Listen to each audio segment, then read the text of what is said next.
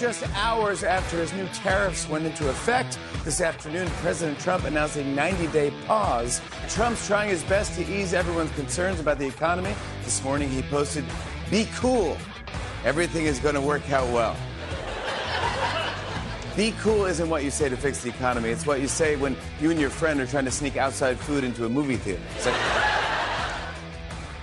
That'd be act normal. Something that I think this crowd are incapable of doing. Aren't they amazing? That was the funny stuff. That was their best joke. They pulled that one together as a team, didn't they? Little Layla. Oh, so much going on. President Trump, boy, what happened yesterday on Wall Street and what happened with President Trump and the tariffs and the 90-day pause and the biggest day by one important measure, at least, the biggest day in the history of the Dow Jones Industrials. By one measure, the biggest day in the history of NASDAQ yesterday. The bounce back was gigantic. President Trump calling it, I think he called it the biggest day in the history of Wall Street. And the news media will attack him for it, but that's because the news media lies about everything, including what day of the week it is quite frequently. Well, a very good Thursday to you, and welcome back. We continue to be reachable at 888-630-9625, 888-630-9625 is the telephone number here. And we've got Trump and his tariffs, our big headline today. Trump drops tariffs to 10% for most countries. Hits China harder. China, full of communist slave labor. Everybody, we said yesterday, just as we were leaving, we were talking about the big story that broke yesterday, which holds that if we were to make iPhones, if we were to manufacture iPhones in the United States of America, instead of communist China with the little tiny fingers of slave labor children with no protections and no unions, no health care, no retirement, just work them until their fingers are gone, and then they'll shoot them and harvest their organs. The Democrats, especially LeBron James, as I understand it, love slavery. They love slavery. But the big story was that, and it's CNN, so it's got to be true, right? Their middle name is news.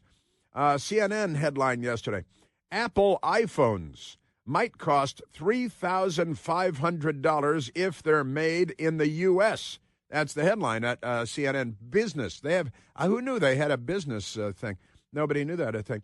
Like CNN B, like that. iPhone could triple in price to $3,500 if they're made in the U.S., but then we wouldn't be supporting slavery, and the Democrats are like, I'll take slavery. It's only Chinese slaves. It's not even the slaves that the Democrats maintained. Although, who do we have yesterday, Democrat members of Congress, and they're like, well, what do you think illegal aliens are for? We need them to pick our cotton and pick our crops and to clean our toilets and clean the dishes in the back of restaurants. So it is their modern-day slavery apparatus, illegal aliens by the millions, and the Democrats just love slavery. They love slavery in the Confederate States of America under their guy Jefferson Davis, the Democrat president, in the American Civil War. They love slavery in China, especially children, little children. Shut up and make the Nikes, okay? That's the Democrat approach, and amazing stuff. And they just amazing. And then illegal aliens. They're here to clean your dishes in the back of restaurants. And the Democrats, they've discovered, hey, we like this even better. We don't have to have slave quarters or feed them or anything. Other people do that. We just pay nothing, and we have cheap labor all over the place. But for the iPhones, because who doesn't have an iPhone? The iPhones could triple in price to $3,500. Yeah, but Democrats, you could strike a blow against slavery, strike a blow for freedom for children. Never mind, they don't like children very much, do they? Except the genital dismemberment that they like, and gender confusion with gender queer and things like that. Children, they groom children, but They don't educate them. It's kind of an interesting circumstance that the left has created in the United States of America.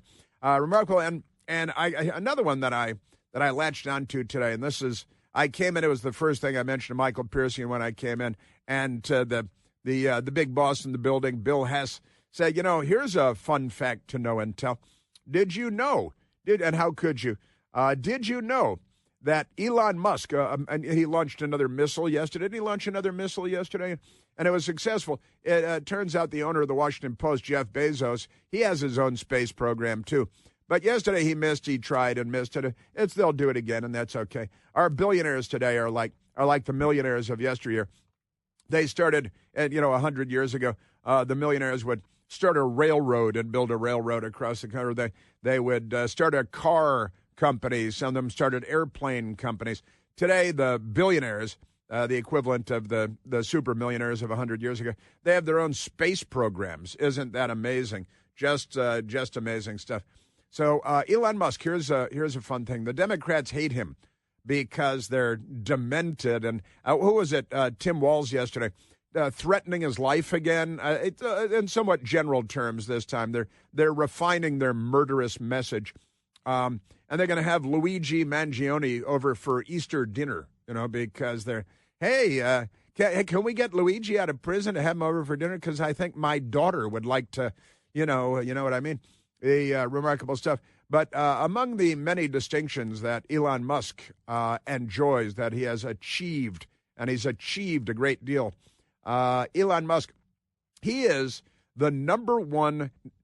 Well, I want to preface this just a little bit, because Democrats love to attack him and malign him and threaten him, and they say, he should have his own Luigi Mangione. We have a young woman. Oh yeah, we can't wait. Elon Musk should have an assassin out there, because the left, they've got girls in college who are pining for assassinations of corporate chieftains because they're demented and violently, criminally insane. The murder of healthcare CEO Brian Thompson by Luigi Mangione has been not a flashpoint, but a point of the murderer Luigi Mangione is a hero to them, and they're hoping that more. I shared with you the poll also that Rutgers University participated in. 55% of Democrats, left of center Americans, would be in favor of Donald Trump being assassinated. Nearly 50% of Democrats would be in favor of Elon Musk being assassinated. And just ask any schoolgirl. Is Elon Musk next? Oh, I hope so. I hope his Luigi's out there somewhere. Yeah, she just a smiling college girl. Maybe she's flirting with the interviewer or something. And amazing stuff. The Democrat Party. That's where monkeypox comes from. But the Democrats, they vilify, they demonize, they engage in threatening behavior, and here's one of the things that I learned. They say the Elizabeth Warrens of the world and the Bernie Sanders of the world and the Tim Walzes of the world, and I'll get to that, threatening Elon Musk and pounding the table.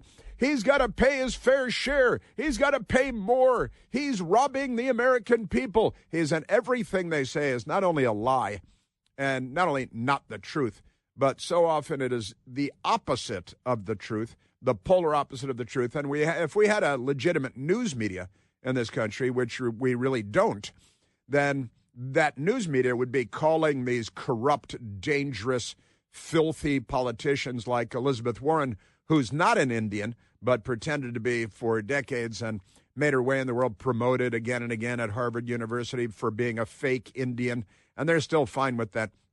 They're good. She still has awards for that. Lucite Blocks at home for being the greatest Native American. She's an amazing Sacagawea. I think it's Sacagawea, wouldn't she say? Sacagawea.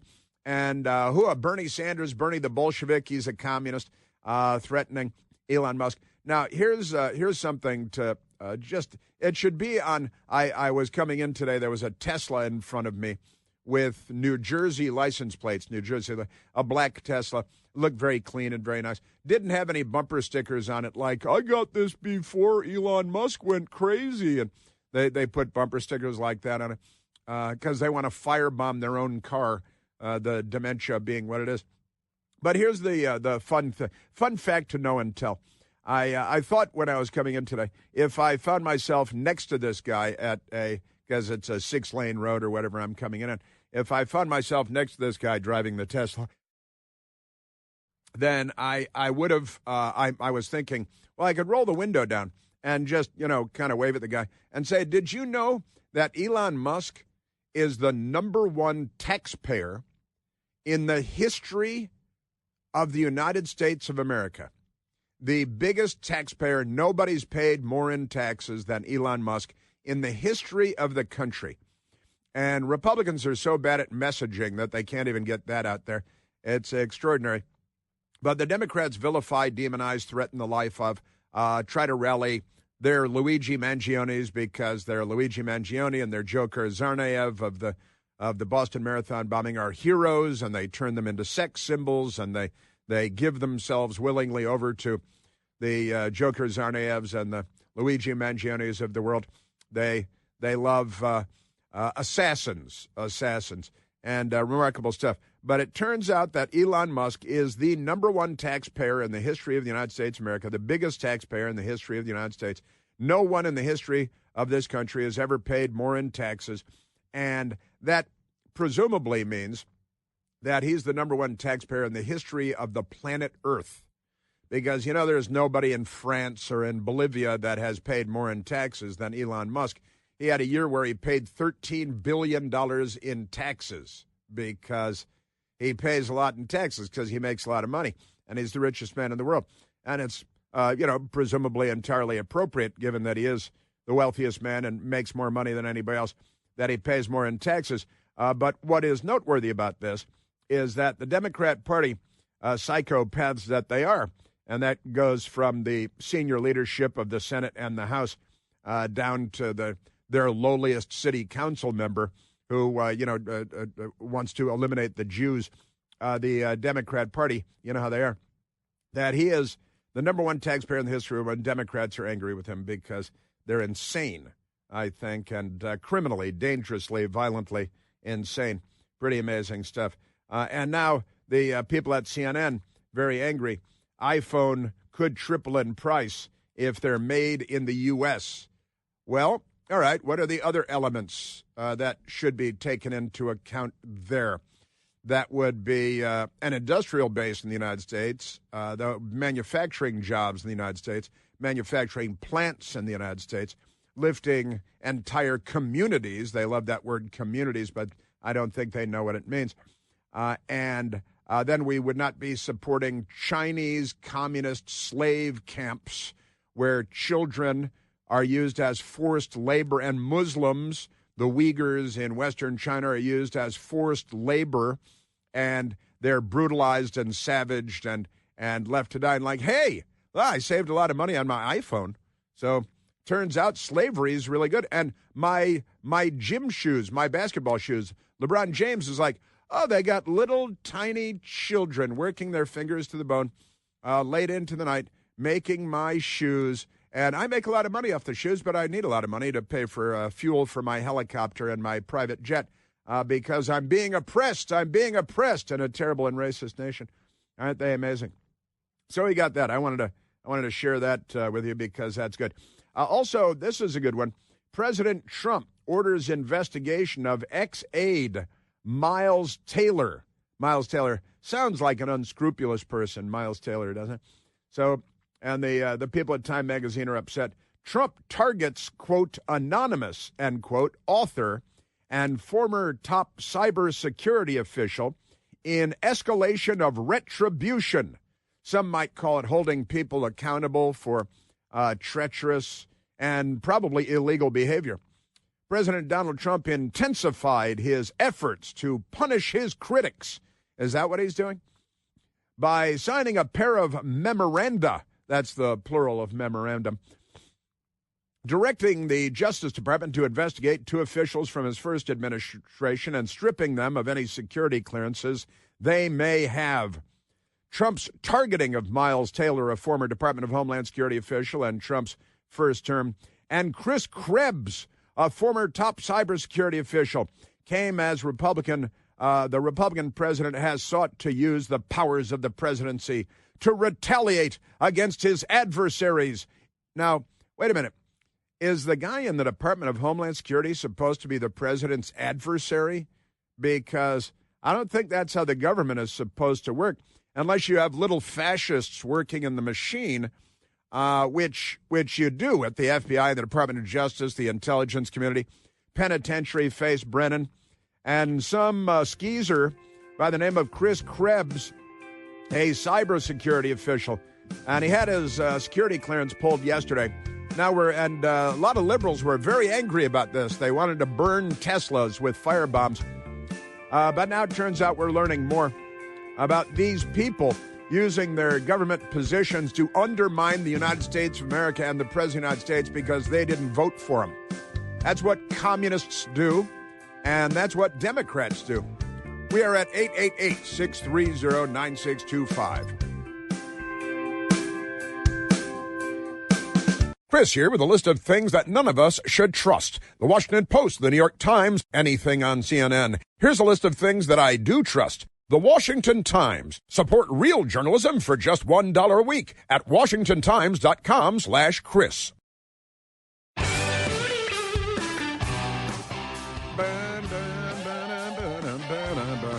Ah, yes. All right. As the Democrat Party is an illness, it's a sickness. Let us go to the telephones, Michael, and talk to the nice American people. And Democrats are invited to call in, too. We provide mental health services. If you're a registered Democrat, you obviously need mental health services. Let's go to Pat, calling from Deal, Maryland. Patrick, you're on the Chris Plant Show. Hey, Chris. Happy Friday. How are you today? Very, very well, except it's only Thursday so far. Oh, yeah. I'm retired. Sorry. Oh, congratulations. On you, buddy. Hey, have you seen the proposed legislation in California, healthcare legislation? I can pull it up. It's a California ballot measure named after Luigi Mangione would make it illegal to deny healthcare coverage. Or will kill you. Well, hey, it's going that way. Just thought I'd bring that to your attention if you hadn't seen that, Chris. No, I love it, and I have seen it, but they give me so much crazy every day, you know. Yeah, they do. Yeah, but you're right. Reason Magazine covered it. The best thing, here's their headline, the best thing about the proposed California initiative named after Luigi Mangione. It's pretty amazing stuff. Named after Luigi Mangione, says the best thing about it is the title. The ballot proposition would effectively require health insurers to cover all treatments at any price. And by calling it the Luigi Mangione Act, what do you think that means, Pat? Well, we know what that means, Chris. We know it's just repetition, repetition, repetition. They're going to excuse this guy, and they're going to bankrupt health care for the rest of us. And they're threatening, quite specifically, not just generally and vaguely, to shoot and kill people with whom they have political issues. And they're going to break away. Look, California is talking about breaking away, too.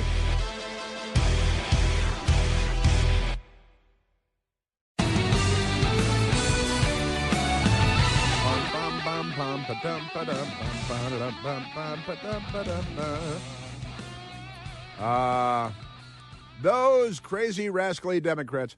Yeah, I'm glad that Pat called in with the crazy Democrats and their Luigi Mangione Act because they love murder. The left is here. They're not liberals.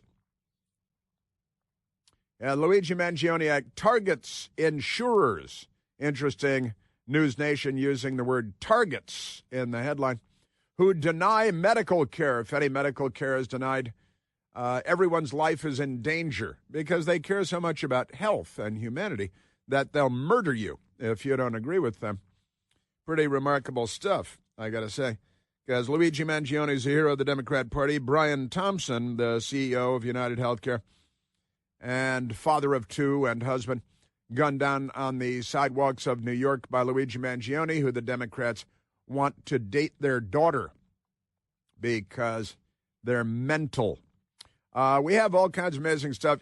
Jamie Dimon Jamie Dimon, the Wall Street tycoon and billionaire. Jamie Dimon was on the television yesterday. He went on the television on the Fox Business Network with Maria Bartiromo and talked about President Trump's, yesterday morning. It was yesterday morning, and everything changed by close of business yesterday afternoon. And President Trump said that, he saw Jamie Dimon on Maria Bartiromo, and what Jamie Dimon said got his attention, so it changed President Trump's behavior. The headlines are everywhere now. J.P. Morgan's Jamie Dimon, that's D-I-M-O-N, not like diamond, like you wouldn't know a diamond if you held it in your hand. J.P. Morgan's Jamie Dimon warns of recession, expects defaults as trade war worsens. That's the headline from the left-wing radicals at Axios who would probably burn your Tesla. Jamie Dimon warns recession is now a likely outcome for the U.S. economy. That was yesterday, and Jamie Dimon got the attention of President Trump. There is no doubt about that. In fact, let me play this for you because it'll all make sense when you hear Jamie Dimon with Maria Bartiromo on the Fox Business Network. And then President Trump said, I was watching, and I said, he's a serious guy. You should pay attention to what he has to say. Says recession is now a likely outcome. Here is Jamie Dimon on Maria Bartiromo yesterday morning. I think it could get worse if we don't make some progress here. Do you personally expect a recession? I think probably that's a likely outcome. I think probably that's a likely outcome, he says. Well, I'll tell you what, President Trump saw that on the television, and he said as much. And President Trump yesterday, because he announced in the afternoon, that tariffs thing for whatever, 100 and something, nearly 200 countries, whatever it was, that's going to be put on hold for 90 days, right? And remember, there was a guy who caused a big kerfuffle on the Twitter the other day because he said, President Trump is going to pause tariffs for 90 days. And the guy was shot down, and he's like another internet fraud and a Twitter fraud. And then a couple of days later, surprise, surprise, a couple of days later, we have the pause, and now the guy who was excoriated on Al Gore's amazing internet, turns out he was, saved, I guess. Guy who goes by the name Walter Bloomberg. So now in retrospect, it turns out Walter Bloomberg was prescient. He could see the future. And like Barack Obama, he is a godlike deity in the eyes of Democrats. But it made big headlines. How one tweet wreaked havoc on the stock market. And that happened, 3 days ago now, April 7th of 2025. Amid a morning of pandemonium on Wall Street, a popular news aggregator on X, known as Walter Bloomberg, posted a false report declaring that President Trump was considering a 90-day pause on his controversial tariff proposal. This news was not true. This is TechCrunch, but 100 outlets did the same thing. This news was not true, and yet index funds like the Dow Jones whipsawed, rapidly rising before reversing course minutes later. This type of volatility is more meaningful than a stock's typical rise and fall throughout any given day, which is why the false report garnered so much attention.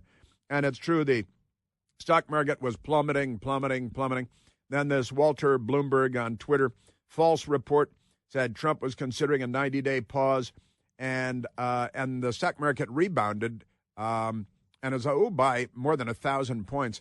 And then the White House said, no, that's a lot of bourgeois, that's not true. And then the stock market plunged again. Well, yesterday, Jamie Dimon said that he sees recession on the horizon. And then President Trump was asked about Jamie Dimon and everything else. And yesterday, President Trump said this. Well, I watched Jamie Dimon on Maria Bartiromo's show this morning, and he was very good. He said something has to be done with tariffs and trade. Somebody had to pull the trigger. I was willing to pull the trigger. somebody had to pull the trigger. I was, well, should he really use the turn of phrase, pull the trigger at this point with the Democrats shooting so many people?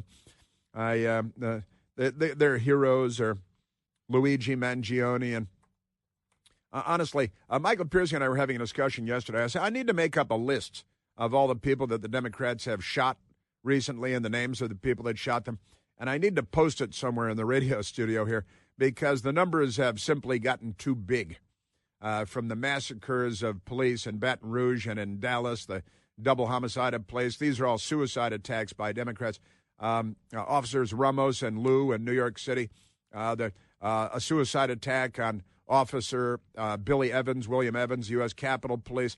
The suicide attack on President Trump in Butler, Pennsylvania. We've got another guy who's going to be going on trial soon who was trying to get a rocket-propelled grenade or a Stinger surface-to-air anti-aircraft missile out of Ukraine so he could assassinate Trump.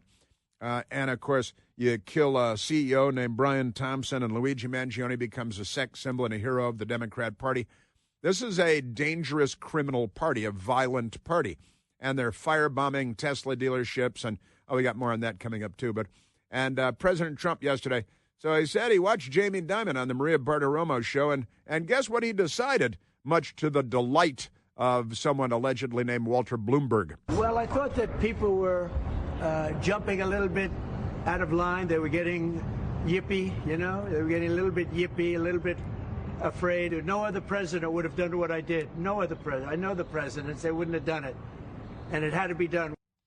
Yeah, I know the other presidents. They wouldn't have done it. And it's true. President Trump is, big, bold strokes, no pastels, to borrow a phrase.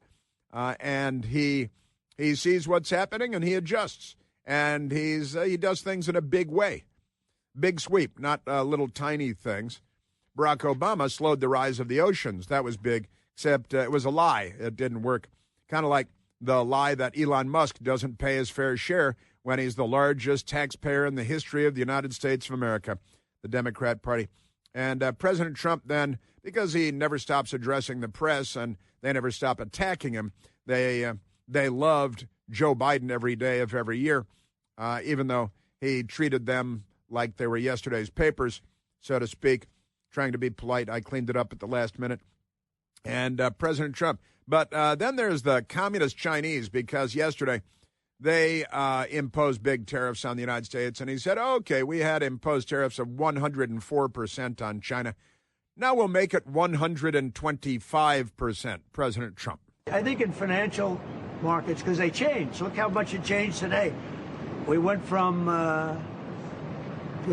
pretty moderate today, but over the last few days it looked pretty glum, to, I guess they say it was the biggest day in financial history.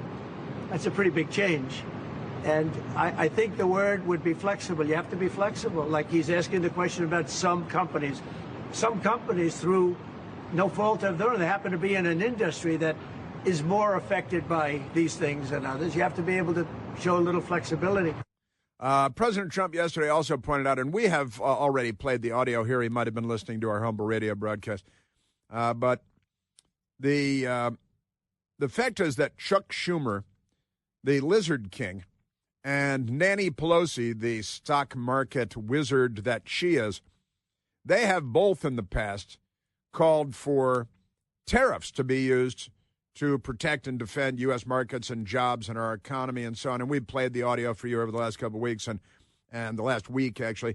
And President Trump made reference to that yesterday at the White House. Interestingly, Chuck Schumer and Nancy Pelosi, Crazy Nancy, they've wanted to do this for years, but they never had a president that had the guts to do it, because it does take guts, believe me.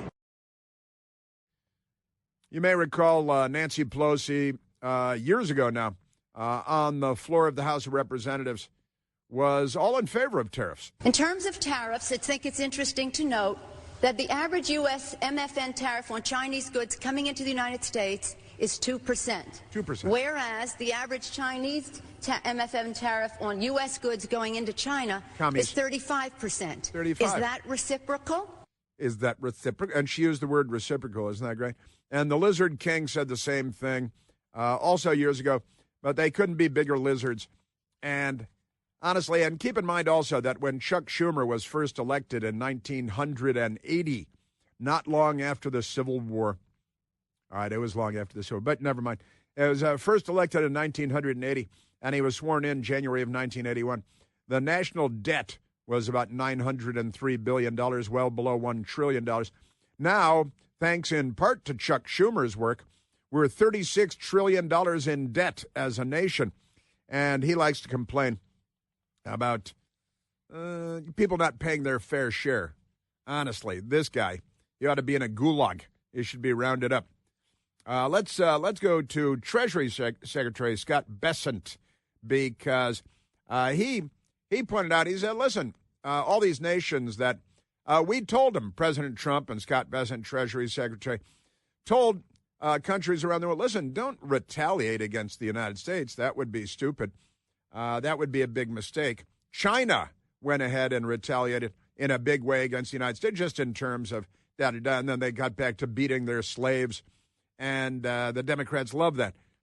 So do the Communist Chinese. They've got a lot in common, let's be honest. Treasury Secretary Scott Bessent yesterday explaining part of what happened, where most countries did not decide to pick a fight with the United States.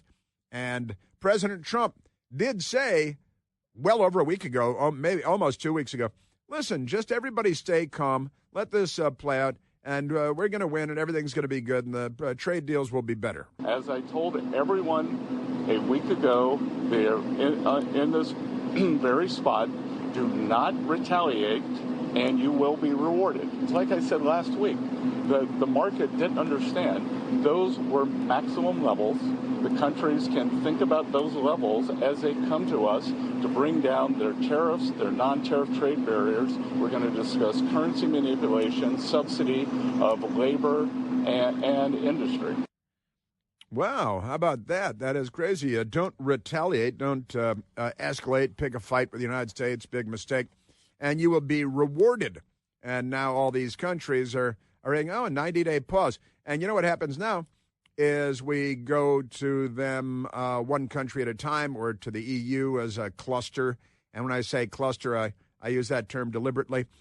Scott Bessent, the Treasury Secretary, on those darn Chinese communists. You might even say that he goaded China into a bad position. They responded. They have shown themselves to the world to be the bad actors. And we are willing to cooperate with our allies and with our trading partners who did not retaliate. It wasn't a hard message. Don't retaliate. Things will turn out well. Yeah, don't retaliate. Things will turn out well. And the communist Chinese, who are the leading bad guy, you got Putin, a communist in Moscow.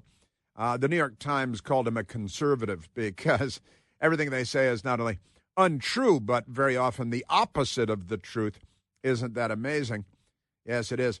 Let's grab a quick phone call, Michael. Let's go to Jonathan, calling from Centerville, Virginia. Jonathan, you're on the Chris Plant Show. Good morning, Christopher. How are you? Very well, my friend. Thank you. I just wanted to comment. Can you still hear me? Yes, I can. Apologies, sir. I had a quick question for you. Our great forefathers, the brave Americans of the greatest generation, at the Battle of the Bulge, defending freedom, of which I had two great-grandfathers who did their duty, and they did it like Americans. What would they say about this generation of Americans complaining and whining from their parents' phone?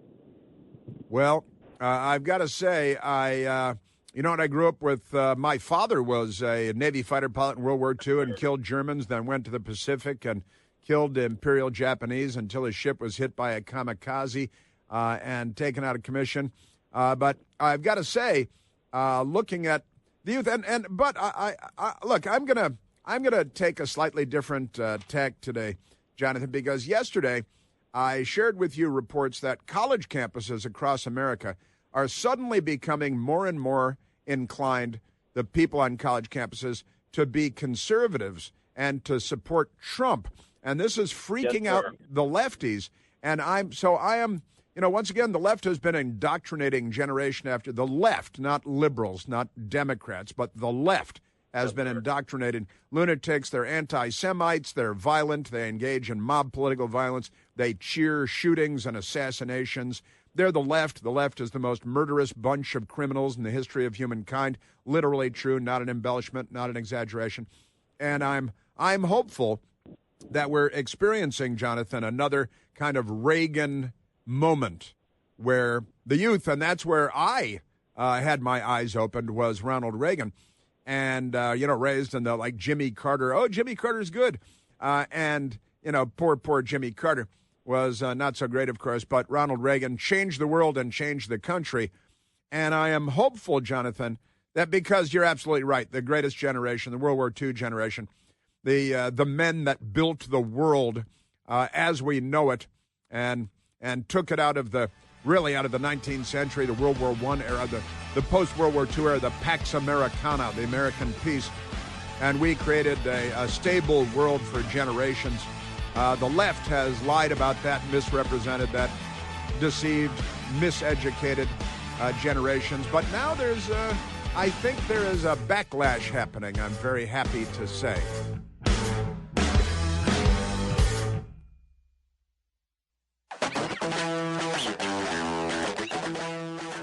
Bom, bom, bom, bom, bom, bom, bom. I want to get to President Trump signing an executive order making your shower heads better because the Democrats want people to smell so that they're more like them.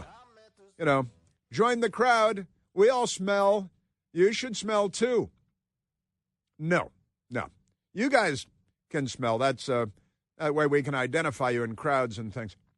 Send the dogs out. Orv, orv. All right, let's go to the telephones. We got to be real quick, I guess. But let's go to Bob calling from Alexandria, Virginia. Oh, Bob, you're on the Chris Plant Show. Hey, Chris, how you doing? I'm great, Bob. What do you say?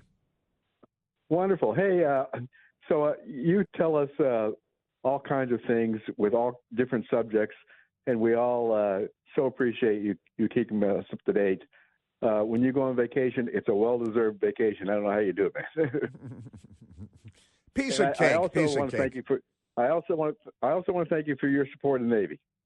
Well, of course, the United States Navy. Go Navy. I was out night before last with a friend of mine who is a now retired Navy one-star.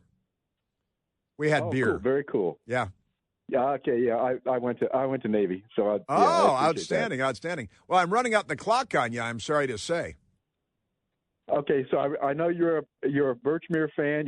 You played there. You've talked there. I'm going to have to ask you to hang on. Can I ask you to hang on? Because I ran out the clock on you. I apologize, but I want you to stay there, and I'll come back to you.